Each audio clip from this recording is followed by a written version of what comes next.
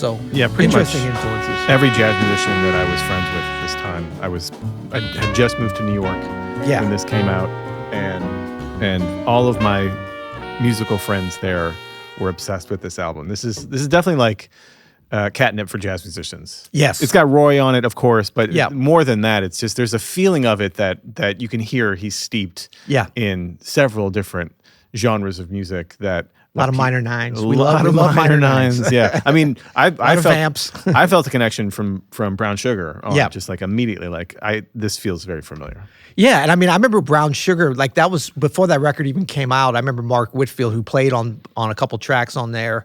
Friend of the show. Friend of the show, dear friend of mine for many years. Larry Grenadier's playing some on that. There was a bunch of jazz, like little influences on that record.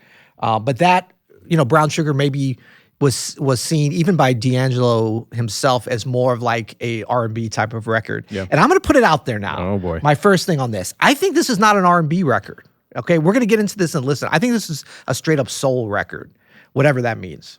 You're going to have to define some genres here and then give us some reasons. Do genres you can't just matter? throw this out there without anything to back it Well, up. Brown Sugar is definitely more.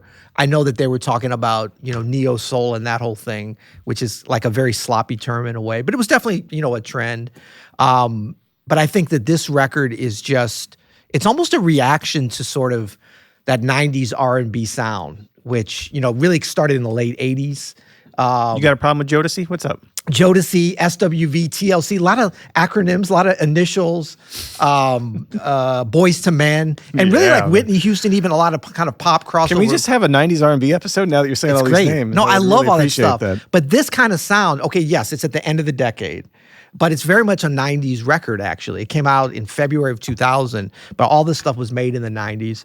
And all this recording, like Babyface, Janet Jackson, Terry Lewis, Jimmy Jam, like that whole sound, which was like a lot of stuff I listened to when I was young. This was something different.